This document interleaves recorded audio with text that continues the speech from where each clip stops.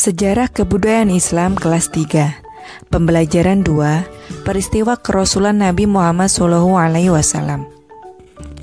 Nabi Muhammad adalah nabi dan rasul terakhir yang ditunjuk oleh Allah, sehingga tidak ada lagi nabi atau rasul setelah Nabi Muhammad wafat.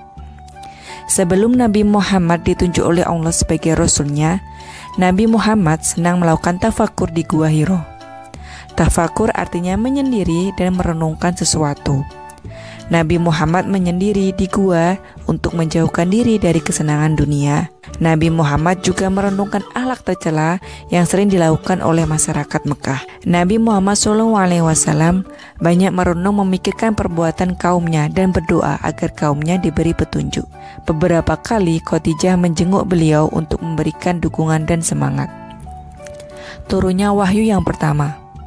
Peristiwa turunnya wahyu yang pertama dialami Nabi Muhammad SAW ketika beliau berusia 40 tahun.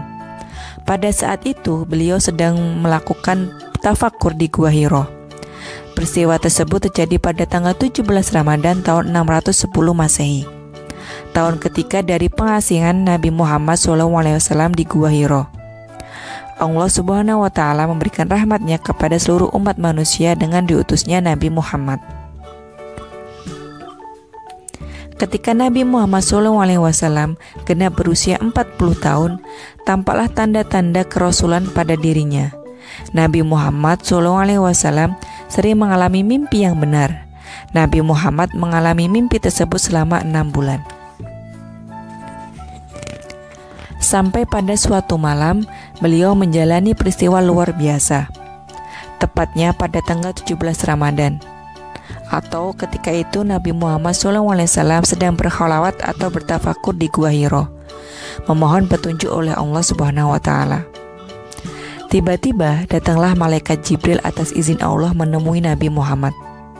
Dengan wujud asli malaikat Jibril datang dan merangkul beliau dengan sangat kuat, sehingga beliau susah bernafas.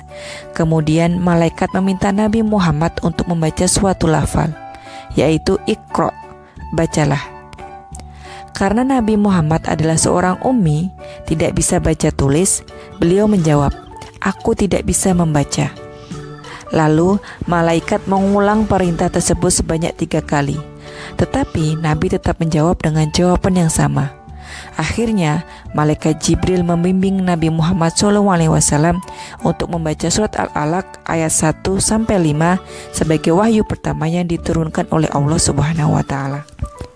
Setelah mengalami peristiwa tersebut, Nabi Muhammad SAW turun dari Gua Hiro dan pulang dalam keadaan ketakutan dan bingung.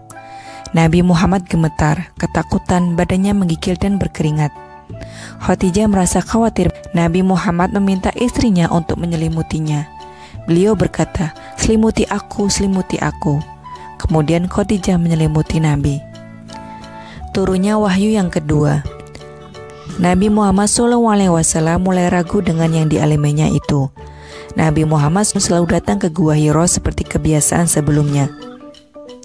Namun ketika Nabi Muhammad sedang berjalan di suatu tempat, tiba-tiba beliau mendengar suara gemuruh dari langit.